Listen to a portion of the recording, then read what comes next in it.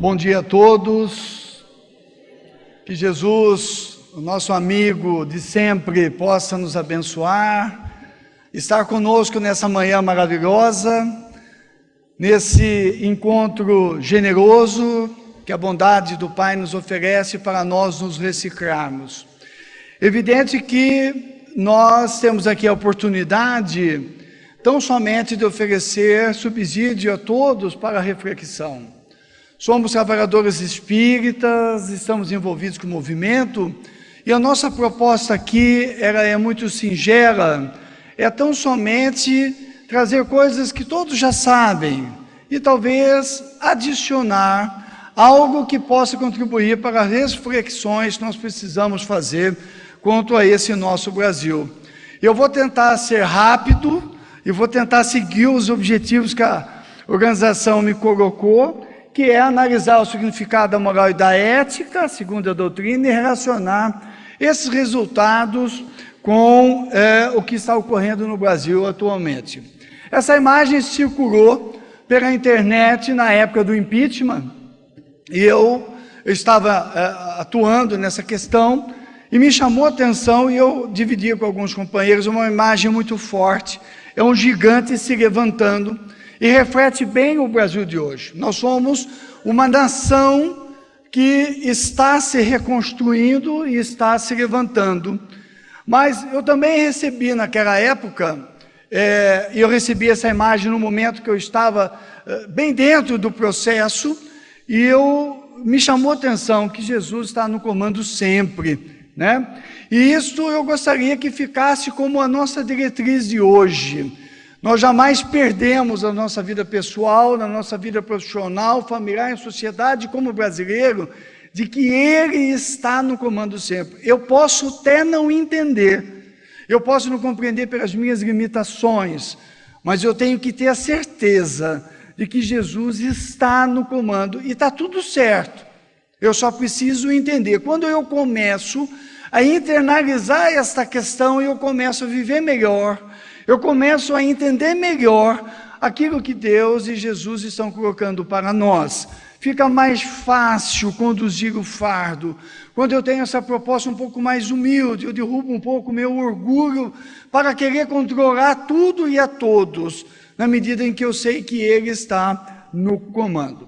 Mas de uma forma muito rápida, para não se tornar alongado em questões filosóficas, eu queria trazer essa definição de moral.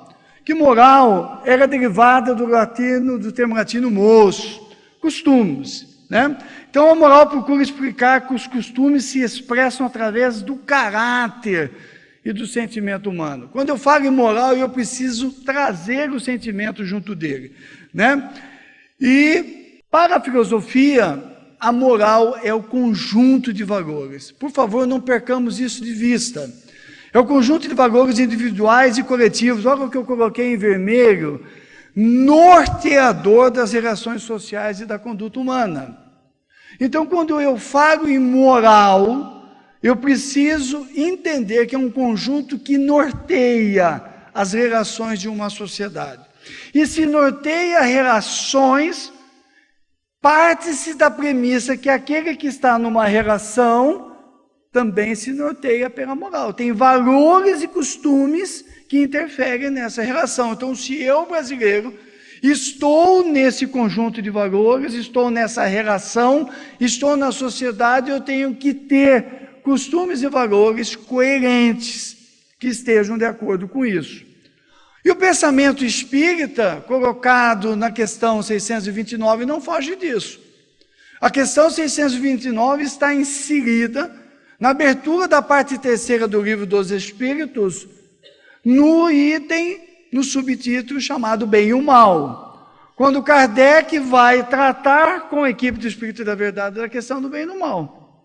E lá os Espíritos respondem que moral é a regra do bem proceder, isto é, a distinção entre o bem e o mal.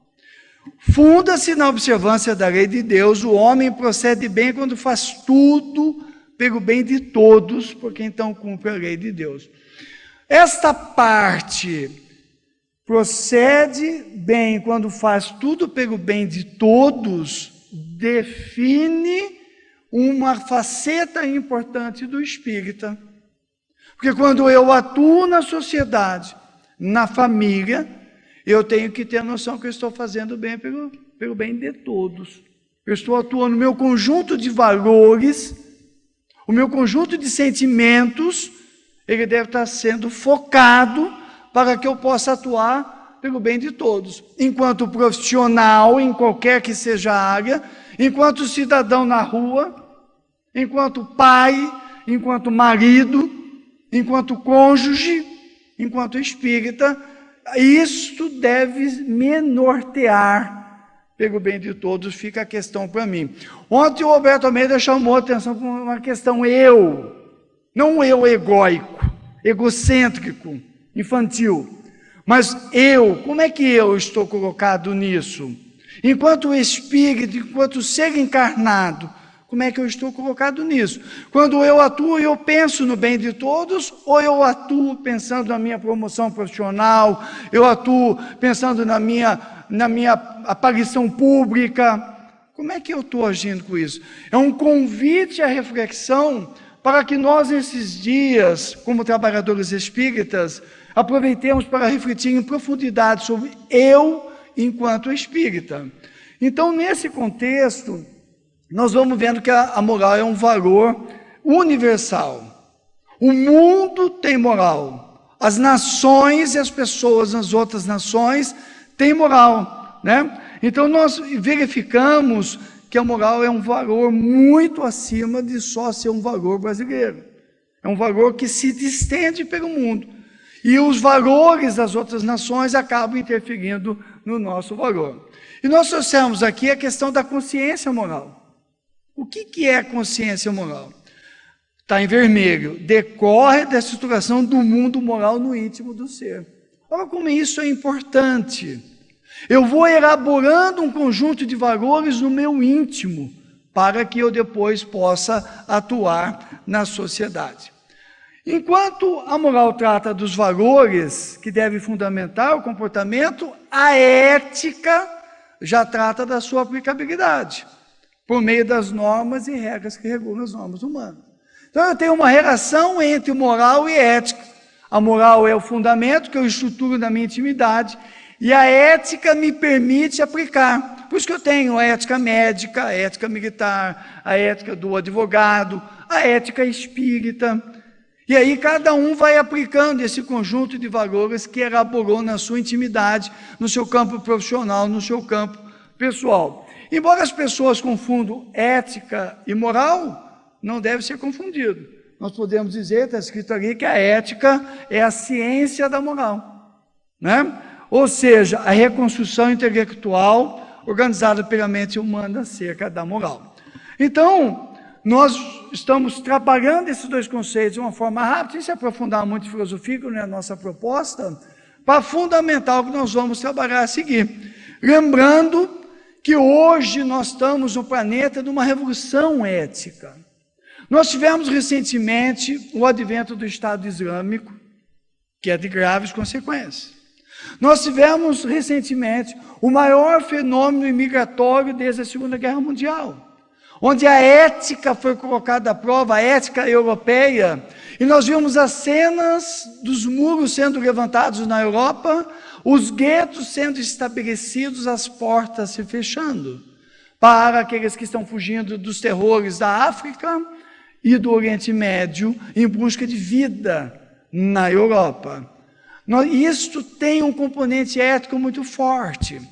Nós vimos recentemente a saída da Inglaterra da União Europeia, do Reino Unido da União Europeia, no chamado Brexit, que tem consequências éticas ainda não mensuradas pelo mundo. Nós temos a eleição norte-americana com consequências que nós não temos como mensurar ainda. E nós temos o nosso processo interno do impeachment e do resultado das eleições recentes. Todos esses fatos mostram que o mundo está numa revolução ética. A mensagem do Brexit, a maneira como as pessoas do interior do Reino Unido responderam à União Europeia, quem analisou viu que estava embutido ali uma resposta ética. Eu não quero que os seus valores sejam sobrepujados ao meu. Eu moro no interior da Escócia, moro no interior da Irlanda e da Inglaterra, e eu não quero que isso ocorra. Eu moro no interior dos Estados Unidos e eu não quero essa proposta que foi colocada até agora. Da mesma forma que as eleições brasileiras colocaram, eu não quero esse tipo de coisa que foi feita até agora. E isso Kardec, em A Gênese, já apresentava. Humanidade tornada adulta tem novas necessidades, aspirações mais vastas e mais elevadas. Então, quando eu penso o Brasil, eu preciso pensar o Brasil nesse contexto mais amplo que nós estamos inseridos, naquilo que em A Gênese Kardec já colocado. Nós fazemos parte de um grupo de espíritos e estamos liderando o que temos mais tempo na Terra, encarnados, essa moçada que está do outro lado e que vem vindo ao nosso reboque, que também tem aspirações mais amplas, mais elevadas, que é um novo mundo, quer participar dessa construção desse novo mundo.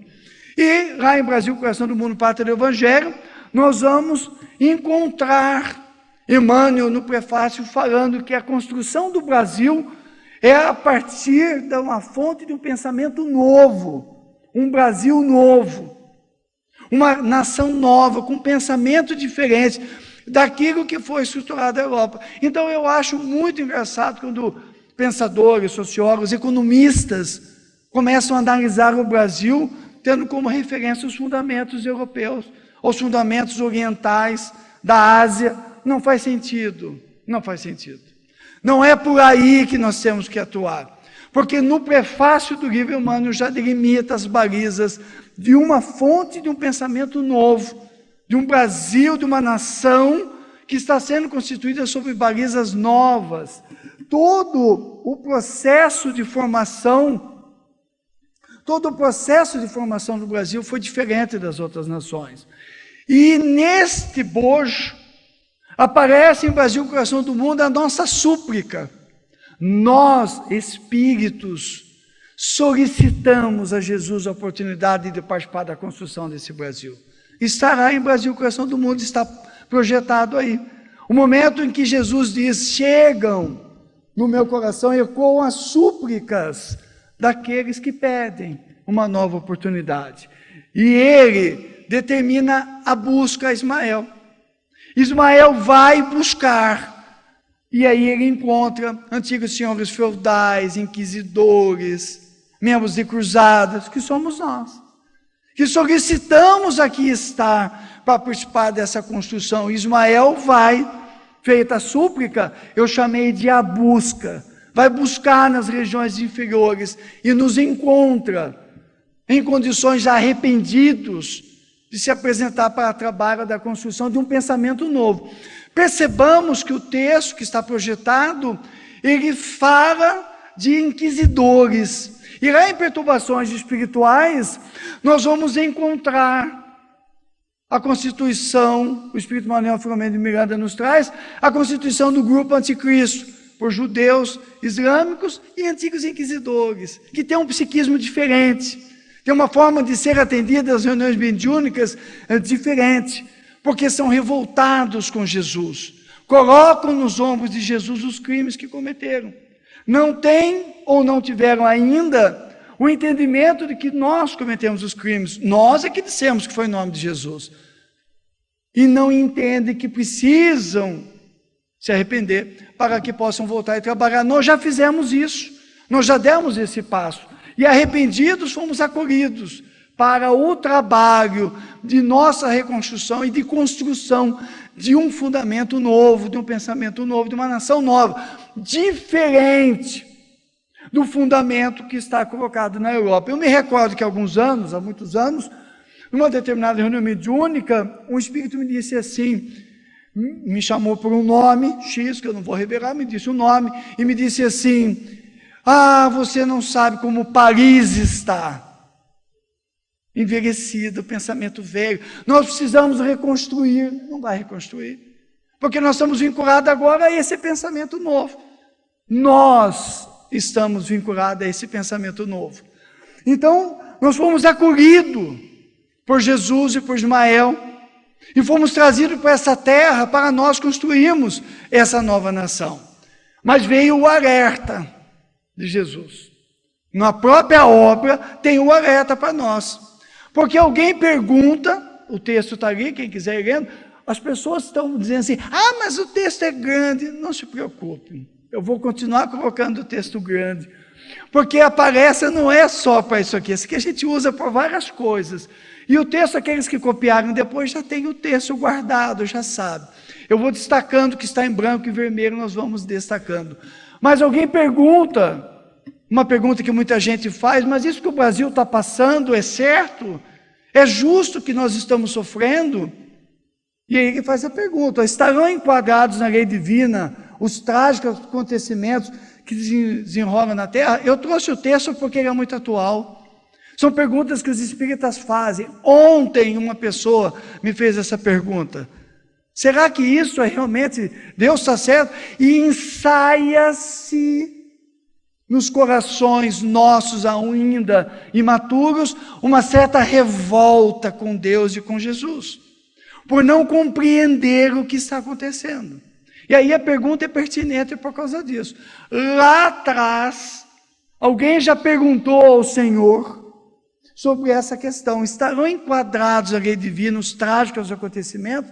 E aí em branco depois está colocado, as preces das viúvas e dos órfãos elevam até nós nos confrangemos com as tragédias do Brasil cotidiano, nós sofremos com as pessoas que têm que acordar às 4 da manhã, para pegar um ônibus, um transporte mal estruturado, e isto sim é atentado aos direitos humanos. No livro Justiça e Vida, o Espírito Caminho vem pelas mãos abençoadas de Raul Teixeira, nos falar do que é direitos humanos, a violência da falta de escola, a violência da falta da saúde, a violência da falta do transporte. Isto é atentado aos direitos humanos, que não vemos as organizações de direitos humanos defendendo essas questões, com assinte, com força, com determinação. Então essas súplicas que chegam dessas pessoas a nós, ela é respondida pelos espíritos. Acontece que a revolução e a guerra não obedecem ao sagrado determinismo das leis de Deus. O Senhor responde na obra. Traduz um atrito tenebroso das correntes do mal, do nosso fluido deletério, da nossa condição ainda inferior, que conduz o barco da vida no mar encapelado das dores expiatórias. Então, se está ocorrendo isso e nós estamos inseridos, bafejados pelo conhecimento espírita, nós precisamos começar a entender definitivamente que nós estamos em dores expiatórias, fazemos parte desse processo de construção. É justo que nós participemos disso e soframos as consequências disso. Nós, porém, responde o Senhor, não compreendemos outras transformações que não sejam as que se verificam no íntimo dos homens. Então, ao passo que vai ocorrendo tudo isso, vem o alerta lá atrás, quando Jesus diz, não compreendemos outra transformação que não seja aquela que ocorre no íntimo dos homens. Por que isso é importante para nós? Para nós não ficarmos buscando soluções outras que não seja da nossa transformação moral. Então, Jesus definiu que o processo de construção de uma nação nova tem por baliza a nossa transformação interior. As outras nações foram constituídas por outros fatores, por guerras, por conflitos, por invasões, por sangue. No Brasil, não. Como é que vai ser referência para o mundo se não for estruturada na nossa intimidade? Então, o chamado hoje para a crise do Brasil é pela nossa transformação. E muita gente diz, mas eu fico frustrado porque eu queria mudanças miraculosas, mágicas, uma imposição. Jamais Jesus vai fazer isso. O convite de Jesus está bem claro no texto, é para a nossa mudança interior. Vagarosamente, lentamente, aliando-se as tendências e as fraquezas das criaturas humanas, a mentalidade geral e a todos os desvarios. Ou seja, o mal vai tendo guarida e vai se estabelecendo na terra e no Brasil, porque ele encontra a tomada, e nós somos a tomada. Infelizmente, a realidade é essa. E nós vamos desligar a tomada quando nós entendemos a proposta lúcida do Espiritismo que nos convida a essa mudança. Dolorosa, vagarosa, lenta, profunda, dia a dia, com machucados, com perdas, com ganhos. Dia a dia, a cada manhã. Quando eu vou entendendo isso, eu busco o equilíbrio. Porque o problema da liberdade, diz lá o texto, é sempre uma questão delicada. Porque todos os direitos adquiridos se fazem acompanhar de uma série de obrigações que estão correlatas. O Brasil e o brasileiro perdeu a noção do equilíbrio entre direito e dever. E o que nós vemos hoje estabelecido na administração pública e privada, e nos trabalhadores e na sociedade, é uma perda da noção do que é dever, inclusive no movimento espírita. Nós estamos muito voltados aos direitos e pouco aos deveres. Quando foi feita a Constituição de 88, se aprofundando mais no problema do Brasil, o presidente do Brasil à época disse assim: essa Constituição tornará o Brasil uma nação ingovernável, porque ela era um rosário de direitos da administração pública e privada, em nome de um chamado direito humano e em nome de uma chamada redemocratização. Desvirtuamos, porque nós fomos querer criar um mundo cor-de-rosa, um mundo de Cinderela, um complexo de Cinderela trazido à prática, que não existe. Porque o mundo, as lutas, são aquelas que os nossos avós tiveram, construindo a riqueza vagarosa, construindo de forma diuturna, economizando aqui e acolá, se frustrando, construindo a sua casinha, comprando os seus bens, tendo saltos pequenos, sempre com muita dignidade, com muita honestidade. É assim que se constrói uma nação venturosa, ainda mais à luz do Evangelho. E de repente nós criamos uma geração onde direitos são direitos, mas os deveres foram ficando. E nós temos profissionais, inclusive espíritas, que são profissionais relapsos, que não cumprem com os seus deveres, e é o espírita, na atuação profissional, não tendo a noção da sua contribuição para a constituição de um novo Brasil. Ah, mas isso é muito pequeno. Não é pequeno, não, isso é muito importante. Porque o somatório dos nossos deveres, da nossa noção exata do dever que eu tenho, de ser um bom médico, de ser um bom professor, que não se vincula a essas loucuras pedagógicas, esses devaneios pedagógicos, educacionais, que tiram os nossos filhos da realidade de estudar. Eu me lembro que eu cheguei para o meu filho mais novo, recentemente, e ele, graças a Deus, foi vitorioso pelo seu esforço, e eu falei: meu filho, não se preocupe mais com a sua escola.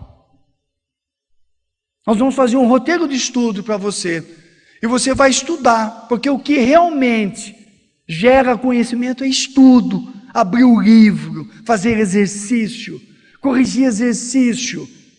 Aí fica se inventando 1000 atividades pedagógicas para tirar o aluno daquilo que ele precisa. Verbo você aprende escrevendo verbo. Você aprende gramática fazendo gramática, resolvendo predicado, etc. Você aprende matemática resolvendo exercício e discutindo exercício, mas isso dá trabalho. Prova tem que ser difícil. Então essas coisas foi se perdendo porque foi se perdendo a noção de dever. E é preciso retomar essa noção. E o espírita precisa se atentar para essa questão do dever. Ah, mas os outros não estão fazendo. Sim, mas eu, que assinei um compromisso com Jesus antes de reencarnar, eu tenho que ter a noção do que é dever. E há no capítulo 17, dos textos que particularmente mais me emociona, que é o texto de Lázaro, quando ele fala sobre o dever. E está ali, ó, o dever é a obrigação moral da criatura para consigo mesmo, em primeiro, e em seguida para com os outros. Olha que frase profunda. para nós espíritas, para nós construirmos um Brasil ético, um Brasil moral, começando por mim. Eu tendo a noção, eu não preciso de vigilantes para me dizer que é o meu dever ou não. O dever é essa moral da criatura para consigo mesmo. Eu tenho que ter esse dever comigo. Começa exatamente no ponto em que a mensagem da felicidade do outro. Quando eu vou tendo essas noções, trazendo isso que o Espiritismo nos traz para a aplicabilidade, então, isto aí é a moral. São um conjunto de valores que o Espiritismo nos oferta. Mas quando eu transformo isso para a minha conduta no dia a dia, é a ética. E aí eu estou construindo uma ética e uma moral vitoriosa, nova, diferente do que foi feito. Eu trago das minhas vivências na Europa, na Ásia, nos Estados Unidos, todos nós, aquilo que é velho.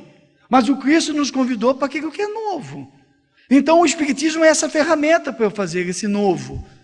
Mas eu preciso aplicar. Eu não posso mais repetir aquilo que eu fiz, de aguardar o padre fará, o cardeal fará. E depois eu vou embora para casa, depois da missa, e faço tudo diferente. Ou como pastor, quando eu fui da confissão tal, evangélica, e o pastor falava, o pastor falou e eu vou embora. Nós precisamos evitar que o Espiritismo se contamine pelos papa aparece, papa passe. Que ouve o expositor, toma o passe e vai embora como se tivesse tomado a hoste. Nós precisamos, para construir o Brasil novo, de espíritas determinados a fazer esta aplicabilidade, aplicar esse conjunto de valores espíritas no nosso dia a dia, enquanto profissional, na ética médica, na ética do direito e por aí vai. Nesse contexto, fica claro a mão de Jesus conosco, quando ele providencia reencarnações no Brasil, como ele deve estar fazendo hoje. Quando ele providenciou a reencarnação de Bezerra de Menezes, de Bittencourt Sampaio, aqueles que foram estabelecer na proclamação da República, já estavam encarnados para estabelecer as bases da FEB, e tiveram as ações das trevas. E eu vejo no movimento espírita, nós vamos vendo muita gente assim, mas está difícil, porque as trevas estão atuando. Sim, atuaram lá, e tentando impedir o estabelecimento da FEB, mas os nossos amigos deixaram o exemplo. Bittencourt Sampaio, Bezerra e outros venceram e estabeleceram. O grupo de Ismael, três vezes criaram fundamentos da FEB em grupos com diferentes nomes. As 3 vezes foram destruídos. Até que o grupo de Ismael é a base para que Bezerra depois propugnasse o que nós conhecemos como a FEB hoje. Então nós vamos, nesse processo de construção, sofrer sim a ação dos nossos menos amigos. Eu não ando usando obsessores, nossos menos amigos. E vamos ter que lutar com as ferramentas que o Espiritismo nos oferece. Porque nós temos ainda dentro de nós essas deficiências que impedem o nosso trabalho. Então, para refletir, os espíritos em prova no cárcere da carne têm a sua bagagem de sofrimentos, mas têm igualmente a possibilidade necessária para o cumprimento dos deveres meritórios. Eu me lembro que em 2008, eu estava morando no sul do Paraná. E aí um dia me toca meu telefone, era um cidadão que vocês devem conhecer bem, chamado José Raul Teixeira. E quando ele me liga, eu fico preocupado, vai cair o mundo. Ele me disse assim, estou em Curitiba, vou falar hoje, venha me ver. E eu estava longe, 90 quilômetros. Eu trabalho, vou ter que sair para ver o Raul. E fui, lógico, não sou bobo, e fui, lógico. E assisti uma palestra do Raul, no Teatro da Federação Espírita do Paraná, sobre o equilíbrio entre o nosso crescimento espiritual na Terra e a nossa contribuição com a obra de Deus. E eu estava com meu filho mais velho do ladinho, ele estava falando aqui e eu estava do lado ali ouvindo. E evidentemente a carapuça serviu até embaixo, né? Ainda deu um nó, porque nós temos um compromisso com Deus e nós ficamos numa falsa humildade, dizendo que nós temos autoestima baixa e não temos condições de contribuir com Deus, porque eu sou imperfeito, eu sou infeliz, eu sou isso, eu sou aquilo. Nada disso. Nós estamos inscritos na terra, porque Jesus nos chamou para esse trabalho. Então é preciso eu saber que, a par das minhas provações e expiações que eu vou dando cabo, que eu vou lutando, que eu vou vencendo, eu posso sim contribuir com Deus. Então eu me encho de estímulo, e eu procuro me apresentar para o trabalho, procurando modificar-me, lutar, sofrer, cair, para que eu possa contribuir com Deus nessa obra de construção de uma nação diferente, sem se deixar envolver por essas coisas que vão me afastando daquilo que eu preciso fazer, daquilo que eu tenho compromisso, daquilo que eu posso fazer. Não nos esqueçamos disso, que são reflexões importantes.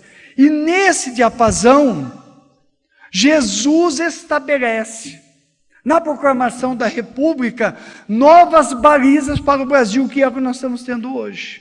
Vejam como o texto é importante, porque ele coloca que a maneira de nós, indivíduos, as pátrias têm seu processo de maturação. E com a proclamação da República, o Brasil adquiriu sua maioridade, e era a hora de cuidar de outro patamar. Então eu coloquei ali avaliando, porque para mostrar como a tarefa de avaliação é importante. E tem gente no movimento espírita que não gosta de avaliar, não avalia mais reunião mediúnica, termina a reunião mediúnica, sai correndo, termina as atividades, vai embora, não gosta de avaliar os trabalhos, porque não gosta de ver que o caminho estava equivocado por orgulho, por hipocrisia, e acaba pedindo assim, mas Jesus avaliou, e disse lá, ó, mas como o reino do amor integral e da verdade pura ainda não é do orbe terreno, urge reformemos também as nossas atividades, concentrando-as na obra espiritual da evangelização de todos os espíritos. Ele muda o enfoque e passa a trabalhar na evangelização de todos os espíritos, nós, localizados no orbe do cruzeiro, encarnados e desencarnados. Então ele passa a tratar da nossa evangelização, nos preparando para nós estarmos aqui hoje, para nós empenharmos a tarefa de construção desse Brasil novo, né? E aí ele diz, ó, abrireis para a caravana do Evangelho que marcha ao longo dos caminhos da sombra, a estrada da revolução interior. De novo, ele fundamenta a construção do Brasil na revolução interior, e abre o caminho do Evangelho com a FEB, com Bezerra, com tudo, para que nós estivéssemos aqui hoje. Depois vem Chico, depois vem Divaldo, depois vem Raul, depois vem Dona Ivone, todo esse grupo de companheiros que foram abrindo essas estradas para que nós estivéssemos aqui hoje, falando disso aí, discutindo isso aí. E um texto importante, a diretriz dele, a nova revelação é dada para que se opere a conversão compulsória do César. O César não vai ser convencido de forma compulsória as coisas de Deus, mas para que César esclareça o seu próprio coração, edificando-se no exemplo dos seus subordinados. Então o César, que são as instituições, vão modificar pela nossa mudança. Nós somos os subordinados do César, e não devo entrar na loucura de querer transformar a fórceps do César, porque ele não vai mudar. Ah, mas eu não aguento tal parlamentar, tal político, eu me indigno. Pode se indignar, à vontade, mas não deixe de fazer o seu papel que você precisa fazer, de fazer a sua evolução e se perguntar, como é que eu estou me conduzindo? Até porque, quando eu faço com honestidade essa pergunta, e a respondo na minha intimidade, eu encontro paz, eu encontro tranquilidade para prosseguir no meu caminhar, me torno uma pessoa menos amarga, uma pessoa mais palatável. E é evidente que irão surgir óbices, e estão surgindo óbices. E Jesus já alertava pelas edificações particularistas do movimento. Nós temos hoje uma preocupação de colocar marca particular nas coisas espíritas.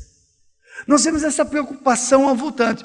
Recentemente eu fiz uma conta, que se somar as obras de Kardec, a Revista Espírita, as obras clássicas, Leon Denis, Alexandre Aksakov, Camille Flammarion, etc. As obras de Chico, que é referência, Divaldo, que é referência, Raul, que é referência, Dona Ivone Pereira, que é referência. Eu fiz a conta, dá em torno de 1.500 obras. Aí eu somei que algumas obras eu vou ler 2, quiçá 3 vezes. Tem obras que eu estou na 4ª leitura. E somando as obras técnicas profissionais que eu preciso ler, eu não tenho encarnação que eu dou conta. Aí eu pego um pouquinho, alguma coisa está errada. Aí eu vejo livro, e gente citando. Particularismo. Eu começo a querer colocar minha marca particular.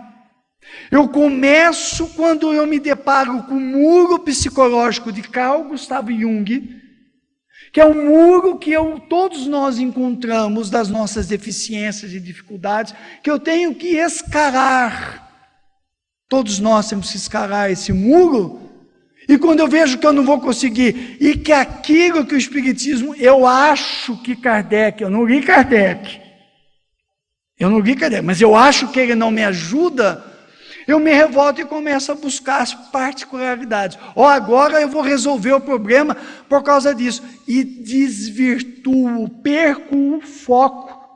Quando ainda o foco é Kardec. É ele que vai me dar o suporte ao Evangelho segundo o Espiritismo. São as propostas lúcidas dessas referências que eu falei, é que vão nos sustentar para que nós possamos superar o muro psicológico. Eu quero me livrar logo da obsessão, me livrar logo disso, me livrar logo daquilo. E aí eu começo a querer fugir daquilo que eu preciso enfrentar, que é com muita dor, com lágrimas, com quedas, com sofrimento. E aí os particularismos começam a surgir. E aí são óbices que afetam a doutrina espírita. Mas, aí está colocado ali, dentro desse contexto, ele já propõe a nossa ação. Ele já propõe aquilo que nós devemos agir, né? E ele diz lá, em vermelho, bem poderiam atenuar o vigor das dissensões. Como é que nós vamos falar em construir um Brasil ético, um Brasil de pensamento novo, se eu ainda alimento as dissensões no movimento espírita? Se eu ainda trago para o movimento espírita uma necessidade de ter poder por ter poder, por não aceitar o contraditório na discussão das nossas diferenças de entendimento e interpretação, não me entra, não me cabe eu pregar para a sociedade, vou usar um termo aqui, profana, no sentido de não ser espírita, quando eu dentro do movimento espírita eu não consigo conviver com a divergência, com a diferença de interpretação. Isso é uma coisa grave que nós precisamos refletir, para nós de uma vez por todas amainarmos, excluirmos as dissensões. Pois se eu não concordo, eu continuo trabalhando no movimento sem necessidade de eu ser diretor, presidente, ser isso, ser aquilo. Eu posso ser expositor, aplicar o passe, fazer ação social, evangelizador, coordenador de estudo, ou simplesmente um participante, coisa boa. Depois de tantos anos na direção do movimento, há 2, 3 anos, eu estou fly, estou voando, sem compromissos com direção disso, daquilo. Eu faço palestra, eu faço seminário, fly, coisa boa, voando. Não precisa ter o cargo, não precisa se apegar, brigar pelo poder, não precisamos abrir mão disso, nos desvestir disso, porque isso eu levo para dentro da família, porque eu fico apegado no casamento, eu fico apegado nisso, apegado naquilo, e fico apegado na vida material. E sou incoerente com aquilo que eu aprendi com o Espiritismo, que eu estou de passagem. Já vou partir daqui. Isso alimenta, porque eu me apego. Eu não entendi a proposta espírita. Então eu preciso estudar de novo. Preciso ler de novo Kardec. Eu preciso refletir para que realmente eu possa entender. Porque a principal questão do Espiritismo e do espiritualismo é a necessidade, de novo, a necessidade da revolução interior. É onde se repousa as bases da obra de Ismael. De novo nós estamos voltando, né? Mas essa tarefa é devagar. Não esperemos que o Brasil vá se transformar de uma hora para outra. É uma tarefa lenta, vagarosa. Não nos coloquemos prazo e tempo, não nos angustiemos. É preciso o Espírito abrir mão dessa necessidade de controlar o processo, de saber como é que vai. Lá em casa eu tenho uma controladora, são 34 anos junto, eu tenho uma controladora. Eu não discuto mais em casa, eu sou pau mandado mesmo, eu já assumi, e é mais fácil. E meu filho mais velho, pai, o senhor não vai falar nada? Eu falei, meu filho, faz o que ela falou. Faz o que ela falou. Faz, são 34 anos, mas pai, o senhor, meu filho, esquece, eu não vou mudar ela nessa encarnação, eu já disse. Então se ela mandou lavar a louça assim, lava assim. Se a torneira para estar com 1/5 de volta, está com 1/5 de volta. Se é para pôr 2 gotas de detergente, é 2 gotas de detergente. Não discute, mas pai, o senhor, sou tudo isso, mas eu vivo em paz, que eu não vou discutir com ela. Mas, meu filho, depois que fecha a porta, depois que a porta fecha à noite para dormir, quem escuta sou eu, porque volta, porque você não fez o que eu falei, você tinha que ter feito isso. Eu falei, tá bom, eu não discuto mais. Então não fica discutindo com o tempo, aceita que você já não tem o controle desse processo. Isso é mais difícil para as mulheres, né? Elas adoram controlar o processo, é mais difícil. O homem é mais fácil, larga logo, deixa passar e assim vai. Mas para nós caminharmos nesse ínterim, nós temos uma busca que eu chamei de busca fraterna. Está lá no capítulo 17, um capítulo fantástico, um capítulo profundo, amoroso, cheio de emoção, que fala do sede perfeito, nos convida à transformação. E é óbvio que esse texto, o homem de bem, eu não ia trazer todo o texto, eu só vou citar, mas está lá no texto. O homem de bem interroga a sua consciência sobre os seus próprios atos. Eu não preciso que os outros me digam, nós espíritas temos um chamamento a essa viagem interior. Eu não preciso que os outros me digam X ou Y da minha conduta, eu já sei quando eu estou errado. Eu posso até não conseguir modificar, eu tenho dificuldades para alterar meu comportamento, são hábitos atávicos que remanescem na minha intimidade. Eu tenho esse problema, mas eu admito que é meu problema. Eu choro porque eu não consigo superar, mas eu não repasso o problema para os outros. Eu não preciso que os outros me digam porque eu já sei. Identifico a dificuldade e me esforço para superá-la, mesmo que às vezes eu não consiga, né? O espírita sabe, o homem de bem sabe que as vicissitudes da vida são provas e expiações, a gente já sabe disso. O homem de bem precisa transformar isso numa coisa ética, aplicável no dia a dia. Então, quando eu sofro uma decepção, eu não me descabelo, eu não me revolto com Deus. É preciso tomarmos cuidado para não criarmos e alimentarmos o monstro da revolta com Deus e com Jesus. Nós temos acompanhado espíritos nas reuniões que participamos, espíritos que vêm com esse componente psicológico de revolta com Jesus. E quando ele descobre, pelo esclarecimento, o quanto Jesus o ama e quanto ele nos ama, a dor que ele deixa transparecer é uma dor profunda, de quem perdeu anos, séculos, se revoltando contra Jesus, quando na verdade o problema era com ele e é conosco.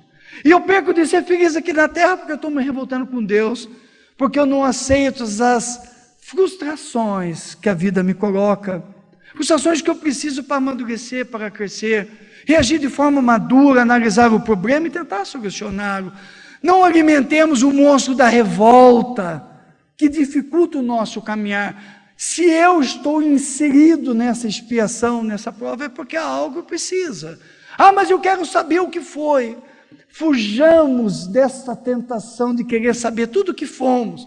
Como diz o Alberto ontem, eu não quero nem saber o que eu fui, eu quero seguir para frente. Durante certa fase da vida eu também fiquei preocupado em saber, até que eu aprendi, não vale a pena. Eu quero saber o que o Marco pode fazer para frente, o que eu posso construir adiante. E se eu estou passando por algumas coisas, é porque eu tenho culpa no cartório, e tenho mesmo. mas eu estou tentando me libertar. Então o homem de bem trabalha com isso. Olha que bússola interessante. Ele encontra a satisfação dos benefícios que espalha. Aquilo que eu faço, não só de dar as coisas, mas de consolar alguém. Existe uma caridade que o espírita pode fazer, que não presta atenção às vezes, é de perceber a dor de quem está do seu lado. Quem está bem do seu ladinho, percebe a dor dele, ajude-o. E se colocou homens sob o seu comando, trate eles com tranquilidade, mas também como subordinado cumpra com os seus deveres. São bússolas que nós temos, que são muito importantes para nós seguirmos o nosso caminho, mas não nos esqueçamos disso que está colocado aí. Não há nada mais referencial do que a questão 919 do Livro dos Espíritos, quando Santo Agostinho estará, fazei o que eu fazia. Engraçado que há quantos anos que eu releio essa questão, e como todos os dias alguém me diz assim, você já fez o que Santo Agostinho falou? Não. Aí eu vou e faço. Dói. Porque quando eu olho, eu vejo que eu estava equivocado. E eu preciso reparar. Como está em o céu e o inferno, arrependimento, expiação e reparação. Isso é diário, a cada ponto, a cada momento. Reflitamos sobre essas questões. Tragamos para o nosso dia a dia essas reflexões. Pensemos nisso, sempre sabendo que Ele está no comando da coisa, que Ele está levando a coisa. E construamos um Brasil novo, em cima de um fundamento novo. Esquece aquele velho que nós fomos, esquece aquilo que nós fizemos na Europa, nos Estados Unidos, na Ásia, e aproveitemos essa oportunidade ímpar que nós temos de ter a lucidez cristalina do Espiritismo a ser a nossa bússola, nos guiar por esses caminhos, e abracemos o Espiritismo e construamos um Brasil ético e moralmente saudável para os dias vindouros. Muito obrigado pela atenção, fiquemos em paz.